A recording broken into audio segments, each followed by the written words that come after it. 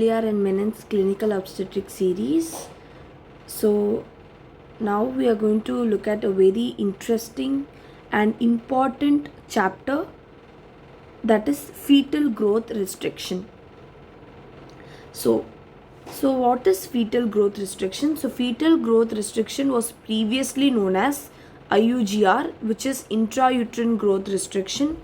It is a condition wherein the fetus fails to reach its genetic growth potential and consequently is at an increased risk of perinatal morbidity and mortality. So what is fetal growth restriction? Fetal growth restriction, FGR and IUGR are the same meaning. So it is where the fetus fails to reach its genetic growth potential. Okay, the fetus fails to reach the genetic growth potential. Thereby, there is an increased risk of perinatal morbidity and mortality. So what does this fetal growth restriction result in? It results in a fetus that is going to be small for gestational age. So, FGR, fetal growth restriction, results in a fetus that is small for gestational age. It is estimated that 3 to 10% of infants are generally growth restricted. Now let us look at some important definitions regarding fetal growth restriction. So we need to know certain terms like what is AGA, appropriate for gestational age, large for gestational age, small for gestational age. All of these terms we are going to see, we are going to define them. Okay. So fetuses whose weight is going to be between the 10th and the 90th percentile for their gestational age are called as average for gestational age fetuses. So AGA stands for average for gestational age fetuses. So average for gestational age fetuses are nothing but where the weight lies between 10th and 90th percentile. 10th and 90th percentile. So that we will term it as average for gestational age fetuses. Now fetuses whose weight is above 90th percentile for their gestational age are called as large for gestational age fetuses. So large for gestational age fetuses is weight above 90th percentile is going to be large for gestational age fetuses.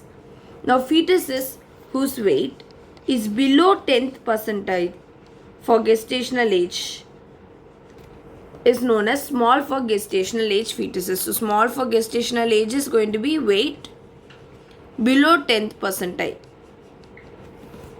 Now small for gestational age includes fetuses that are genetically small, that is normal small fetus, and a growth restricted fetuses, that is FGR. So they include both. Either the fetus can be genetically small or it can be a growth restricted fetus. The most common definition of small for gestational age is, so the most common definition for small for gestational age is estimated fetal weight or the abdominal circumference below the 10th percentile for the gestational age is known as small for gestational. So small for gestational age is defined as the estimated fetal weight or the abdominal circumference below the 10th percentile for that particular gestational age is known as SGA. Now moving on to the growth pattern of a normal fetus. So what is the normal growth pattern? So the growth pattern of a normal fetus consists of 3 phases: phase 1, phase 2 and phase 3.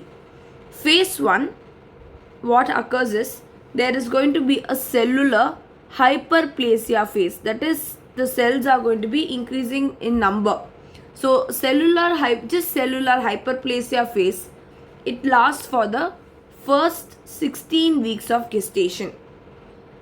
Now coming to phase 2, it is a phase of concomitant hyperplasia and hypertrophy and occurs between the weeks of 16 and 32 weeks of gestation.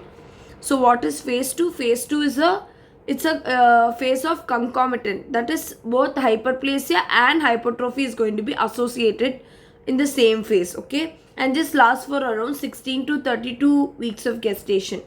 Coming to phase 3, the cellular hypertrophy phase. Only cellular hypertrophy occurs, and this occurs between weeks 32 and term. So the normal growth pattern of a normal fetus. So the growth pattern consists of three phases: phase 1, phase 2 and phase 3. In phase 1, what is going to occur? There is just going to be cellular hyperplasia. Cellular hyperplasia is going to occur, and it occurs up till 16 weeks of gestation. Whereas phase 2 consists of concomitant cellular hyperplasia,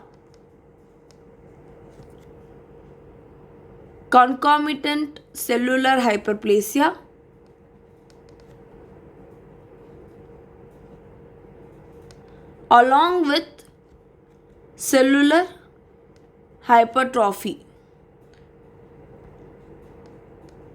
and this is between 16 weeks to 32 weeks of gestation.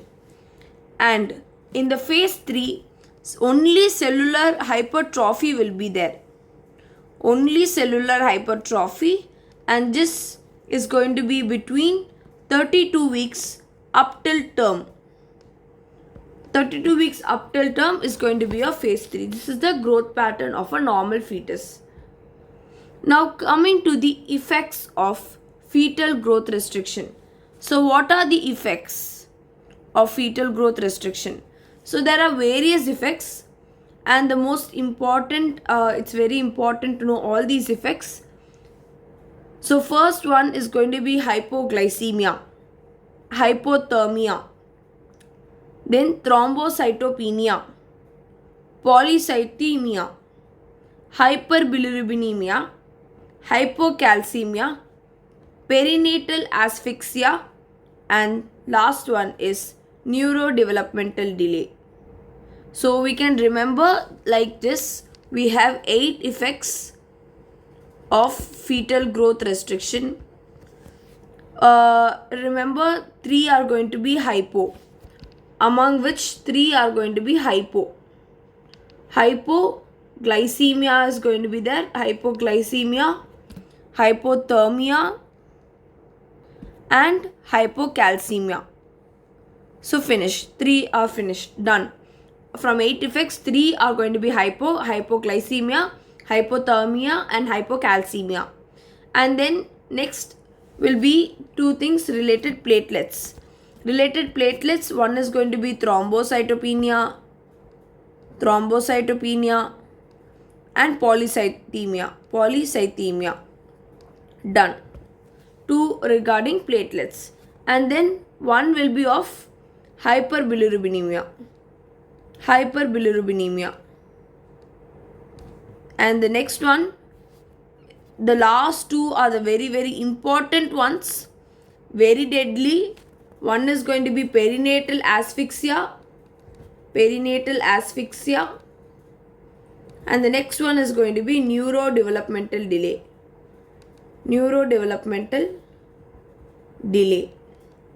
So these are the 8 effects. From the 8 effects of fetal growth restriction are 3 will be of hypoglycemia, hypothermia, hypocalcemia, 2 of platelets, thrombocythemia, regarding the blood changes, that is thrombocytopenia and polycythemia. And next is going to be hyperbilirubinemia, and the last 2, which is deadly, perinatal asphyxia and neurodevelopmental delay. So coming to the types of fetal growth restriction, this table is very, very important, guys. So coming to the types of fetal growth restriction. So fetal growth restriction, there are 2 types: symmetrical fetal growth restriction, asymmetrical fetal growth restriction. So how are we going to characterize and differentiate between symmetrical FGR and asymmetrical FGR? So The based on based on incidence, growth inhibition, number of cells, growth parameters, ponderal index, what are the conditions is associated with, and next the baby size. So these 7 characters will be differentiating between a symmetrical FGR and asymmetrical FGR. So if you look at the incidence of symmetrical FGR, it's going to be relatively less incidence. Whereas asymmetrical FGR, the incidence is relatively more. That is, symmetrical FGR incidence is around 20 to 30 percentage, whereas asymmetrical FGR is more common, which is around 70 to 80 percentage. So this is all about the incidence. Now next, coming to growth inhibition. If you look at symmetrical FGR, the growth inhibition occurs early. It occurs early in pregnancy, that is in the hyperplastic stage. Remember guys, phase 1. Phase 1 of fetal growth, the normal fetal growth pattern consists of 3 phases guys. That is the phase 1 cellular hyperplasia, phase 2 both hyperplasia and hypertrophy, and phase 3 is hypertrophy. So the earliest phase, that is phase 1. So during the phase 1 of pregnancy, okay, that is the hyperplastic stage, that is when the growth inhibition is going to occur in a symmetrical FGR. Whereas if you see a asymmetrical FGR, the growth inhibition usually occurs late, say around in 28 weeks and after only. 28 weeks and after, that is in the hypertrophic stage. Around remember, hyperplasia stage is around still up till 16 weeks. From 16 to 28 weeks onwards, hypertrophy starts. So from more than from 16 to 32 weeks and 32 to term, all hypertrophy starts. So this is phase 2, 3. So which is the hypertrophic stage. So very simple. In symmetrical FGR, the growth inhibition is going to be occurring in hyperplastic stage, whereas that is early stage in pregnancy. Whereas in asymmetrical FGR, the growth inhibition occurs late in pregnancy, like around 28 weeks and afterwards, where there is going to be hypertrophic stage. Now next, coming to the number of cells. So if you look at the number of cells, in symmetrical FGR, the number of cells are going to be reduced. Whereas in asymmetrical FGR, there is a near normal number of cells, but the problem is hypertrophy means what? Hypertrophy means the cell size reduction, cell size is going to be reduced, but the number of cells will be in a near normal range. But in case of symmetrical FGR, because it is in a hyperplastic stage, the number of cells are going to be drastically reduced. Now next, coming to the growth parameters. If you look at the growth parameters in symmetrical FGR, the head circumference to the abdominal circumference ratio and the weight divided by length ratio, all are going to be weight by length, head circumference by abdominal circumference, or weight by length, all will be following below the 10th percentile. Whereas in asymmetrical FGR, there is going to be a brain sparing effect, and hence head circumference divided by abdominal circumference ratios are going to be altered. So that's the key point here. So what you need to remember is, in asymmetrical FGR, there is going to be something called as brain sparing effect. So because of this brain sparing effect, the head circumference by abdominal circumference ratio will be altered. Whereas in symmetrical FGR, everything will be falling below 10th percentile. Now next, coming to ponderal index. So ponderal index is going to be normal in case of a symmetrical FGR, whereas it's going to be low in case of asymmetrical FGR. So ponderal index is normal in symmetrical FGR, whereas it's going to be low in case of asymmetrical FGR. Now What are all it is symmetrical FGR is associated with? It is associated with intrauterine infections like cytomegalovirus, rubella, toxoplasmosis, and certain chromosomal abnormalities, anemia, maternal substance use. All of this is associated with symmetrical FGR. Now coming to asymmetrical FGR is associated with chronic high blood pressure, guys. Very important. That is preeclampsia or pregnancy induced hypertension, severe malnutrition, genetic mutation, and Ehlers-Danlos syndrome.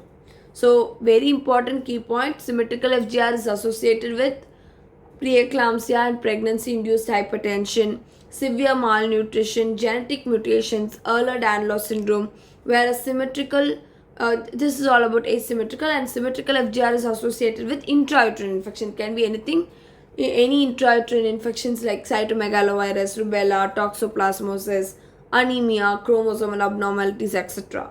So if you look at the baby's size, the baby size in a symmetrical FGR is going to be uniformly small, whereas in asymmetrical FGR, the head alone is going to be normal. I told you, no, there is this brain sparing effect and the head is going to be normal, whereas the rest of the body will be thin and small.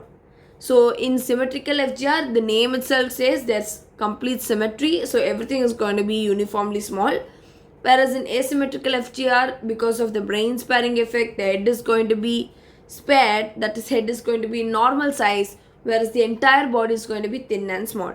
So this is a rough, quick go through in the types of fetal growth restriction. Again, there is with 7 characteristics. I am dividing, classifying into symmetrical and asymmetrical IUGR.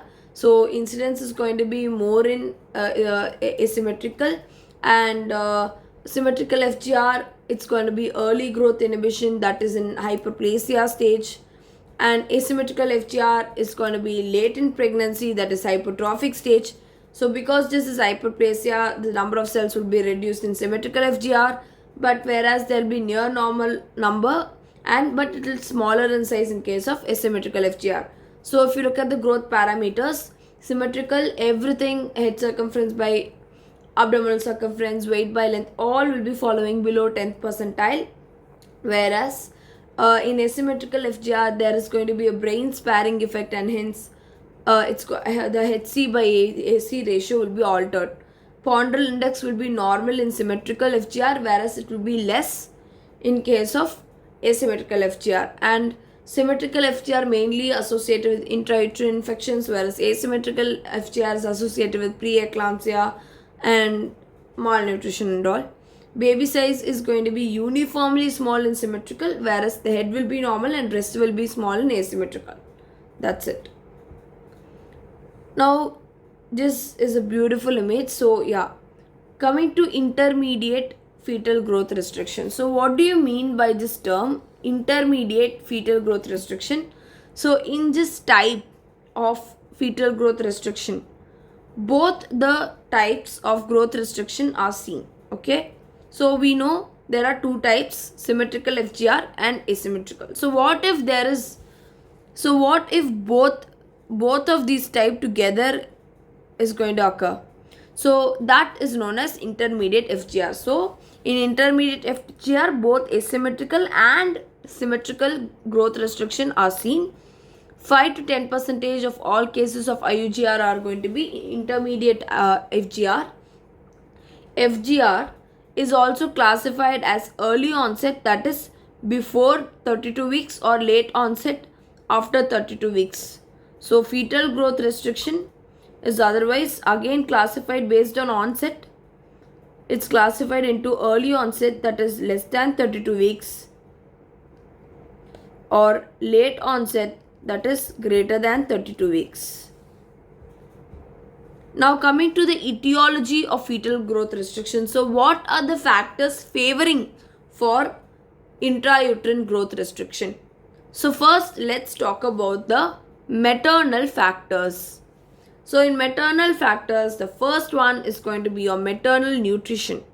So maternal nutrition is, of course, the nutrition of the mother is going to be transported to the fetus. So only if the mother is well nourished, the fetal will be nourished, right? So that's the first factor. Maternal nutrition is your first factor. Now next is any kind of substance abuse and cigarette smoking will lead to, especially cigarette smoking, will lead to FGR. The third one is there is a uteroplacental insufficiency. Definitely the blood supply, the nutrients, all via the placenta from the uterus of the mother to the placenta must be reached to the fetus. So if at all there is uteroplacental insufficiency, then it will cause FGR.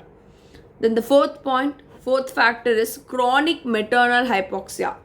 See, oxygen is very important for the blood supply. If there is chronic maternal hypoxia, definitely it can lead to FGR.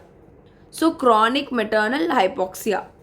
Now if the mother is taking any medications, like anticonvulsants or anticoagulants, folic acid antagonists, or anti-neoplastic agents, all of this can be a contributing factor. So next, coming to uterine factors. So what will be the uterine factors for IUGR? Fibroids complicating pregnancy and congenital malformations, all these can be under uterine factors. Socio-demographic variables, not much of importance. Obstetric history, the risk of recurrence of FGR is nearly 30%. Raised alpha fetoprotein levels. So mainly the major maternal factors will be your maternal nutrition is very important, chronic maternal hypoxia, any substance abuse or cigarette smoking, uteroplacental insufficiency, and maternal medications like anything like anticonvulsants or anticoagulants, and uterine factors. All of these maternal factors will be playing a major role in causing FGR. Now next, coming to the fetal factors. So fetal factors, if you see, there are around 5. The first one is any chromosomal abnormality, like any autosomal trisomy, or it can be any chromosomal abnormality or any congenital malformations. Any multiple gestation is a common factor. Any multiple gestation. Pregnancy following assisted reproductive techniques, and last one, fetal infections. All these 5 are very important fetal factors. First factor is any chromosomal abnormalities or any congenital malformations, multiple gestation, pregnancy following assisted reproductive techniques, and fetal infections. So chromosomal abnormalities, congenital malformations, multiple gestation, and then pregnancy following assisted reproductive techniques, and fetal infections. Chromosomal abnormalities, congenital malformations, multiple gestation, any pregnancy that is assisted by reproductive followed by assisted reproductive techniques, or fetal infections. So all these 5 factors are very important. Now next is placental factors. So what are all the placental factors? So in placental factors, first is placenta previa, circumvallate placenta, placental infarction, chorioangioma of the placenta, and abnormal cord insertions. So all of these, placenta previa, placenta previa, circumvallate placenta, placental infarction, chorioangioma of the placenta, and abnormal cord insertions. All of these play a major contribution to FGR. So revising the etiology, there are 3 factors: maternal factors, fetal factors, and placental factors. Maternal factors majorly maternal nutrition, substance abuse, all of this, uteroplacental insufficiency, chronic maternal hypoxia, all of this will come. Fetal factors, around 5 factors: fetal infection, assisted reproductive technique, multiple gestation, congenital malformation, chromosomal abnormality, placental causes like placenta previa, circumvallate placenta, placental infarction, chorioangioma of the placenta, all of this comes. Now coming to the diagnosis of fetal growth restriction. So how are we going to diagnose that it is a fetal growth restriction? So there are certain clinical parameters to suspect the growth restriction of the fetus. So majorly the first one is static weight or weight loss during pregnancy. The first clinical parameter is static weight, okay, or if there is any weight loss during pregnancy. Second is reduced liquor volume by clinical examination. So while you're clinically examining, if there is reduced liquor volume, it can denote FGR. Then third one, height of the uterus by abdominal palpation. And the fourth one, symphysiofundal height measurement. So there are majorly 4 clinical parameters in order to suspect if there is any growth restriction of the fetus. So the first one, the weight of the mother. Okay, so if there is any weight loss during pregnancy. Now the second point is going to be reduced liquor volume. And third one, the height of the uterus by abdominal palpation. And the fourth point, symphysiofundal height measurement. So if you look at this is the gravidogram. So this is the gravidogram showing the symphysiofundal height. So if you look at this gravidogram, so in the x-axis we have the gestational age in weeks. So in the x-axis we have gestational age in weeks. In y-axis we have the symphysiofundal height. Symphysiofundal height in centimeters. So if you look at around 14th weeks of gestations, okay, we are marking there is this 10th percentile graph, 50th percentile and 9th percentile.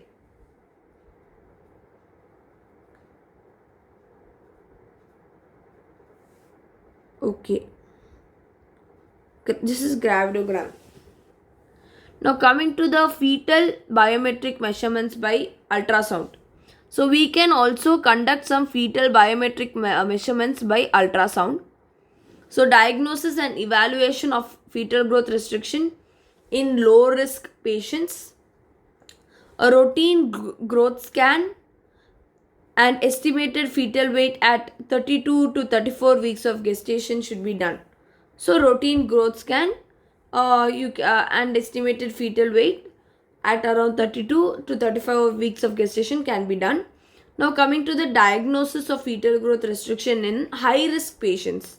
So in case of high risk patients, how are you going to diagnose FGR? So for all pregnancies with any high risk factor, serial biometric assessment of the fetus is going to be done from around 26 to 28 weeks onwards. So what are those serial biometric assessment features?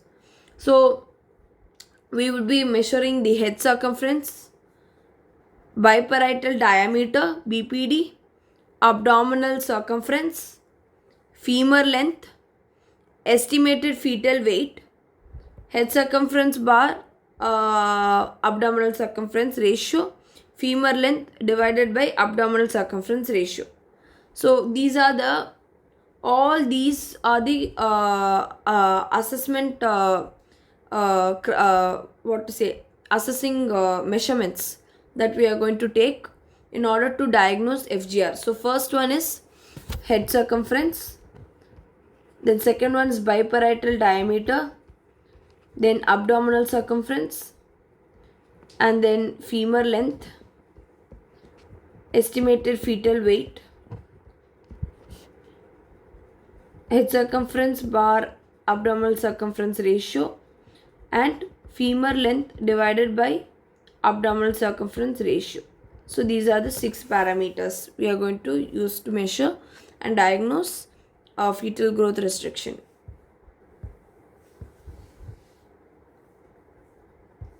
Now, in a fetus with a normal growth, that is in between 10th and 90th percentile, and the interval growth will be maintained.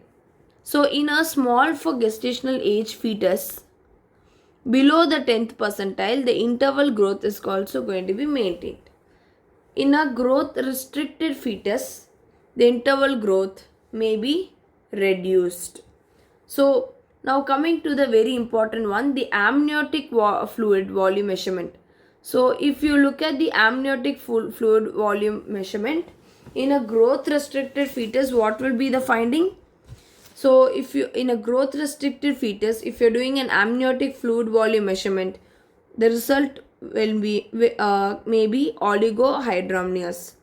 So, there will be decreased amniotic fluid, that is oligohydramnios. Next assessment assessing measurement is Doppler velocimetry. So what is this Doppler velocimetry? So Doppler velocimetry, any abnormal uterine artery Doppler velocimetry. Okay, any abnormal umbilical, any abnormal umbilical artery Doppler velocimetry is characterized by increased systolic to diastolic ratio and absent or reverse end diastolic flow, which is correlated with a poor perinatal outcome. So very important, when you are doing a Doppler velocimetry, you are going to, what is the finding? When you are performing a Doppler velocimetry, you are going to get a abnormal umbilical artery Doppler velocimetry. So an abnormal umbilical artery Doppler velocimetry is going to be characterized by what? By increased systolic diastolic ratio and absent or reverse end diastolic flow with very poor perinatal outcome. Now next, coming to the amniotic fluid volume measurement. So these two, right, Doppler velocimetry and amniotic fluid volume measurement, are very more valuable for the assessment of well-being of the fetus. So for the fetal well-being, to check the growth of the fetus, okay, and IUGR, there are two important measurements. One is amniotic fluid volume measurement, where you will get oligohydramnios in FGR, and Doppler velocimetry is very important, where you will be getting an abnormal umbilical artery Doppler velocimetry characterized by increased systolic diastolic ratio and a reverse end diastolic flow. So this is the algorithm of the management of intrauterine growth restriction. Very important, guys. So if you look at this algorithm for management of intrauterine growth restriction, so the height of the uterus, you need to first check the height of the uterus. If the height of the uterus is less than or equal to 4 weeks of estimated gestation, okay, so if suppose the estimated gestation is 28 weeks, but the height of the height of the uterus is going to be, say, around corresponding to just around 23 weeks, it's okay, which is going to be less than or equal to 4 weeks than that of the estimated age. So then you need to consider IUGR after recalculating gestation. So height of uterus less than or equal to 4 weeks than the estimated gestation. Then consider IUGR after recalculating gestation. And then you need to confirm the diagnosis by an ultrasonography or a Doppler velocimetry. And you need to start the management when diagnosis is confirmed. So first, what do? You check the height of the uterus. If the height of the uterus is less than or equal to 4 weeks, less than or equal to 4 weeks than the estimated gestation, then you will be considering IUGR after recalculating the gestation. And then you need to confirm IUGR by ultrasound and Doppler velocimetry. And if it is confirmed only, then only after confirming by ultrasound and Doppler velocimetry you will be starting the management. So management, how will you manage IUGR? So first check if the gestation is more than or equal to 37 weeks, or if gestation is less than 37 weeks. So if gestation is more than or equal to 37 weeks, then you need to simply deliver the patient. Yeah, because it's a term baby and term pregnancy, and gestation is more than 37 weeks, so you can just deliver the patient. There's no problem. Now if you come to the next criteria, that is gestation less than 37 weeks, then what you need to do is you need to monitor the fetal growth and fetal well-being very appropriately. So after monitoring the fetal growth and fetal well-being, first you're looking at the fetal growth and next you're looking at the fetal well-being. So in fetal growth, clinically, you're going to how you are going to assess the fetal growth is if there is any serial uterine height. You'll check for serial uterine height, and then you'll be checking for maternal weight gain. These two parameters, that is serial uterine height and maternal weight gain. These two parameters will be clinical parameters for fetal growth, whereas ultrasound parameters for fetal growth will be fetal biometry every 2 weeks or 10 days. Fetal biometry every 2 weeks or 10 days. That will be your ultrasound. That's how you will be assessing fetal growth in ultrasound. So next, coming to fetal well-being. So in fetal well-being, clinically what you'll do? Clinically, you'll be looking for the fetal movement count. And then you'll be checking for the fetal surveillance. You'll do a fetal surveillance, and that is the non-stress test twice weekly or on alternate days in severe IUGR. So NST twice weekly or on alternate days in severe IUGR will be checked. So if at all it is abnormal, modified biophysical profile will be done. If abnormal, Doppler velocimetry to determine the degree of asphyxia will be done. And if the fetal growth is well, you can deliver at 37 weeks. And if the fetus show any signs of asphyxia, deliver in a setting where neonatal care is available. So this is the algorithm for IUGR. In case of severe IUGR, exclude any fetal malformations. So this is the simple basic algorithm for managing IUGR. So what will you do first? You will be checking the height of the uterus. If height of the uterus is less than or equal to 4 weeks than that of the estimated gestation, then it denotes that there is some IUGR. So you need to recalculate the gestation, and then you need to confirm it by ultrasonography or a Doppler velocimetry. And then you need to manage when management starts. So management starts when the diagnosis is confirmed. So next you look for the gestational age. So if the gestation is more than or equal to 37 weeks, then just deliver the baby. Okay, so you just deliver. And if the gestation is less than 37 weeks, then you will look for two features, that is fetal growth and fetal well-being. So how will you clinically assess the fetal growth? By serial uterine height and maternal weight gain.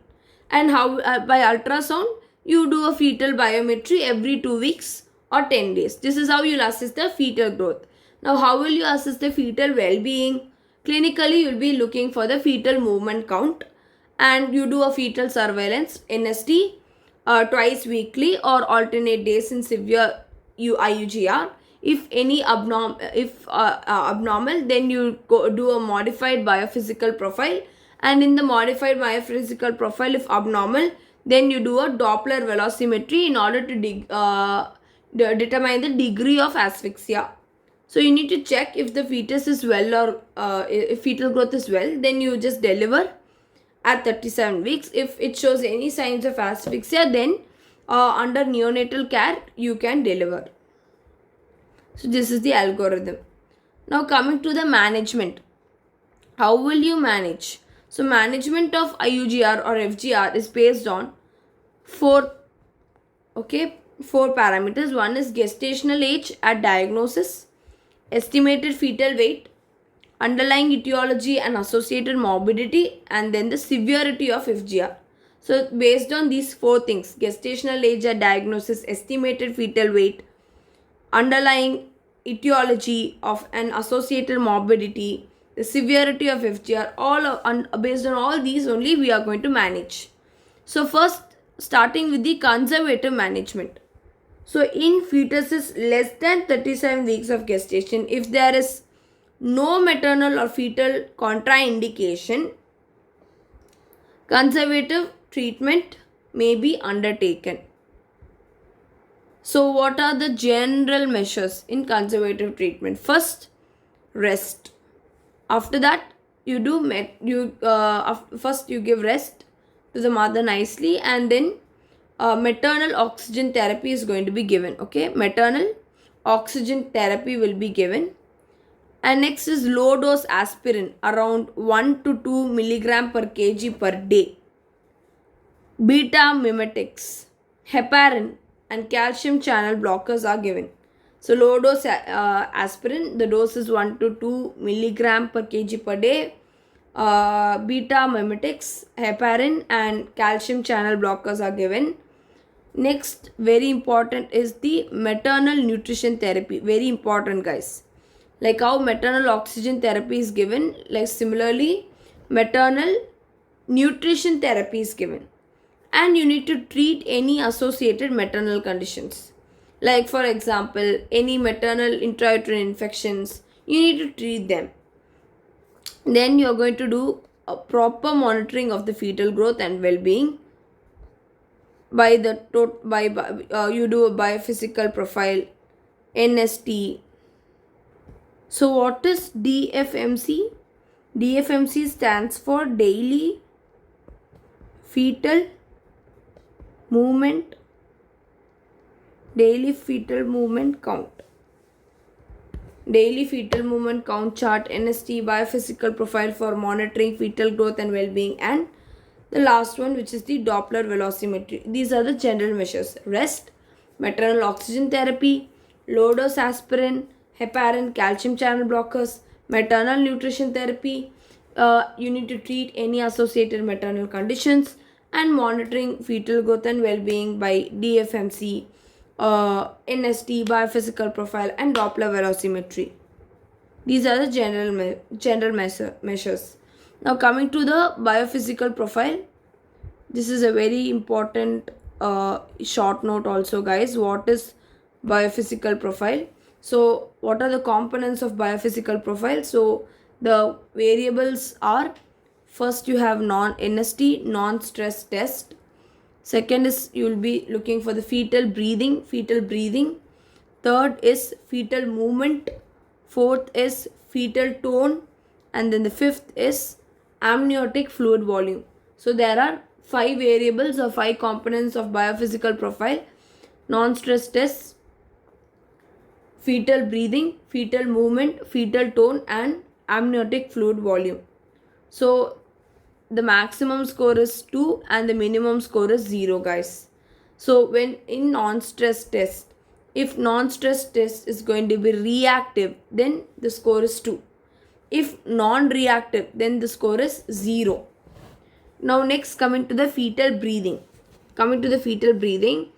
One or more episodes of rhythmic breathing lasting for 30 seconds. One or more episodes of rhythmic breathing that is lasting for around 30 seconds or more within 30 minutes. Okay, that is you're going to give a score 2. If it is less than 30 seconds of breathing in 30 minutes, okay, less than 30 seconds of breathing in 30 minutes, then score 0. So one or more episodes of rhythmic breathing lasting 30 seconds or more within 30 minutes is score 2. If it is less than 30 seconds of 30 minutes breathing, then it is score 0. Now next, coming to the fetal movement. 3 or more body or limb movements in 30 minutes. So within 30 minutes, if there's 3 or more limb movements, then you give a score 2. If there is 2 or less movements within 30 minutes, if the limb movements, fetal movements is going to be around 2 or less, then you give a score 0. Now next, coming to the fetal tone. 1 or more episodes of movements or extension of the fetal extremity with return to flexion or closing or opening of hand, all this is you're going to give a score 2. So fetal tone, there are 1 or more episodes of movement or extension of a fetal extremity with a return of flexion or closing or opening of hand. If there is no extension or flexion, if there is any extension, flexion, all of this, if fetal tone is there, you give score 2. If there is no extension or flexion, fetal tone is going to be 0. Now next, coming to amniotic fluid volume. So in amniotic fluid volume, when do you give score 2?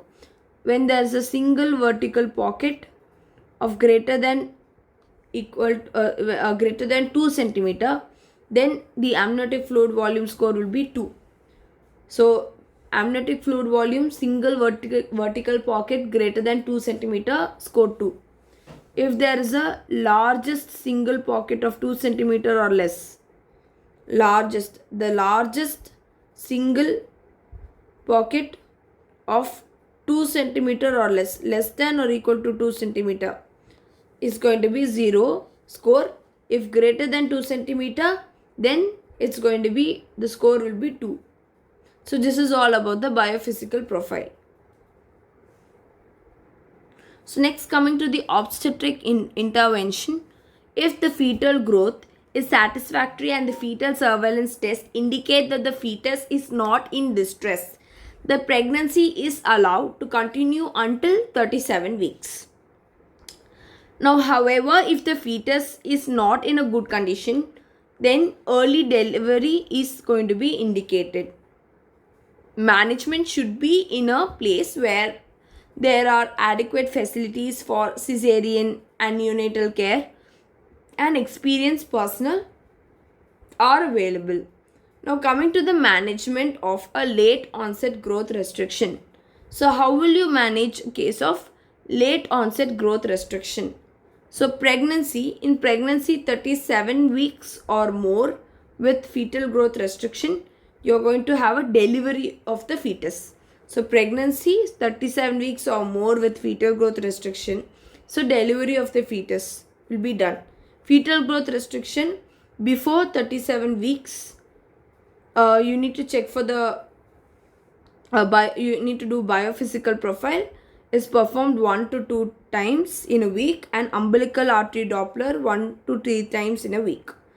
And corticosteroids when you give fetuses less than 36 weeks of gestation for lung maturation. Corticosteroids are given for lung maturation for fetuses that are less than 36 weeks of gestation.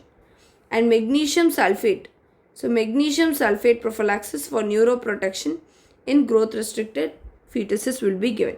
So how will you do? What is the management of late onset growth restriction?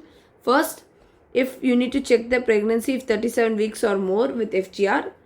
If 37 weeks above, then you need to deliver the fetus.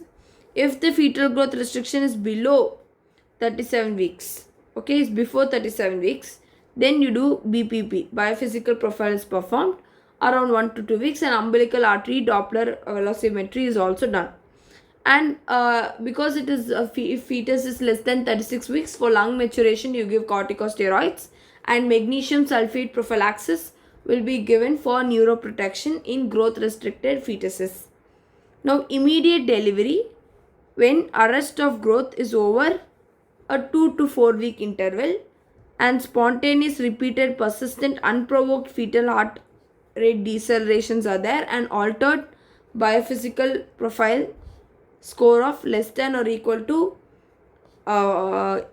4, and maternal indication, all during all of this conditions you do a immediate delivery. Okay, so when maternal indications or altered BPP or any unprovoked fetal heart deceleration, all of this you do immediate delivery. So coming to the mode of delivery, if at all it is a mild IUGR where the fetus is not under stress, the labor can be induced by Foley's, okay, with continuous CTG, and vaginal delivery is attempted. So if just a mild IUGR and there is no stress for the baby, you can just, the labor can be induced by Foley's with a continuous CTG, and vaginal delivery is attempted. So suppose if the fetus is severely growth restricted, then what you'll do? Then you go for a C-section with a good neonatal backup would improve the chances of the fetal survival. So then if it is very severe IUGR, then C-section followed by a proper neonatal care can be improving the fetal survival. Now next, coming to the indications for C-section in FGR. So what are the indications for cesarean section in FGR? First is a severe fetal compromise. The severe fetal compromise can be done at any period of gestation. Fetal compromise or distress diagnosed in labor. Other obstetric indications such as malpresentations. All of these are indications for C-section in FGR. So any severe fetal compromise, that is at any period of gestation, fetal compromise or distress diagnosed in labor, other obstetric indications such as malpresentations, all of these are indications for C-section in FGR. Now coming to the management of early onset growth restriction. So we finished the management of late onset. Now we are moving on to the management of early onset growth restriction. So now early onset growth restriction, if it is a asymmetrical FGR diagnosed before 32 weeks of gestation, or symmetrical growth restriction at any gestational age. So in the absence of maternal systemic disease or risk factors, one should consider congenital infection, chromosomal and congenital abnormalities as the possible causes. So the presence of intracranial and liver calcification indicates fetal infection. Okay, so the rest of the management is similar to that of the late onset FGR only. So what is the prevention you will be doing? So prevention for IUGR, women should be educated regarding the adverse effects of alcohol consumption and smoking. Teenage pregnancy should be prevented. Pre-pregnancy counseling should be constituted to identify the risk factors based on previous obstetric history and family and medical history. Now those diagnosed with APLA, antiphospholipid syndrome.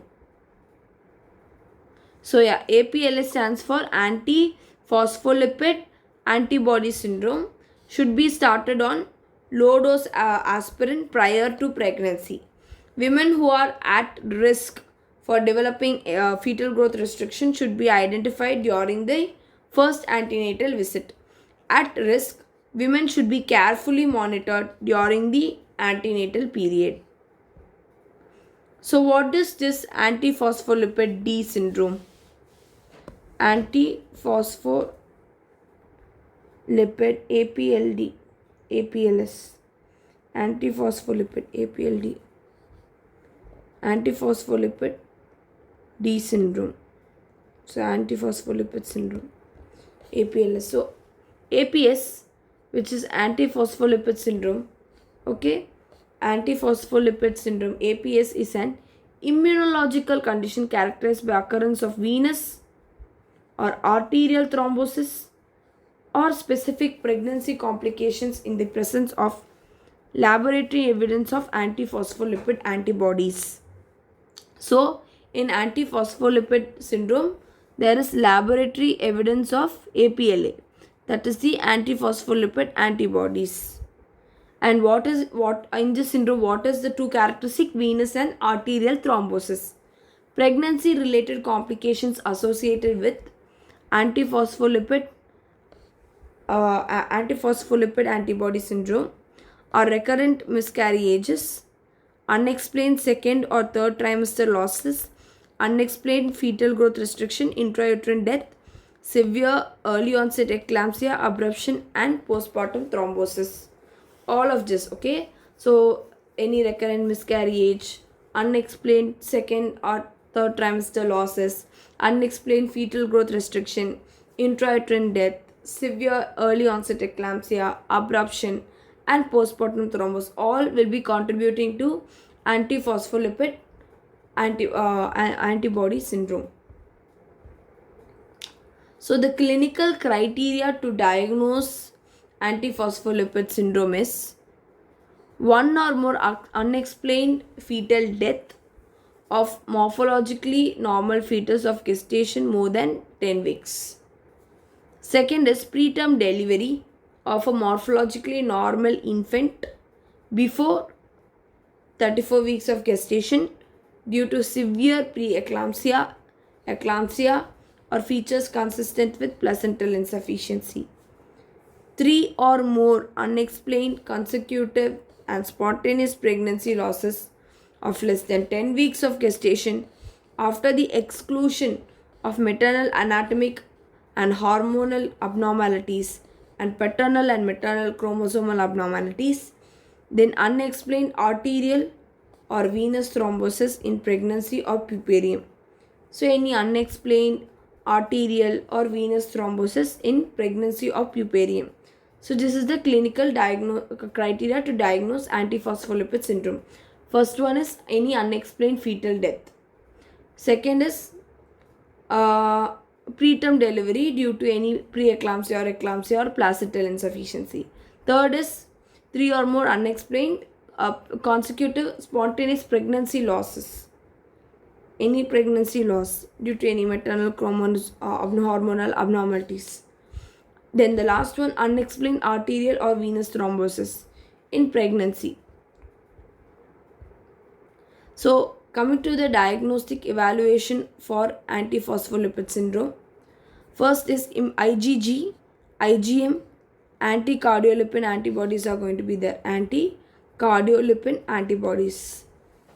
Then IgG and IgM, anti-beta 2 glycoprotein.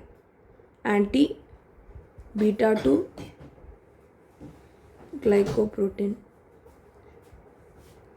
Lupus anticoagulant testing. Lupus anticoagulant testing.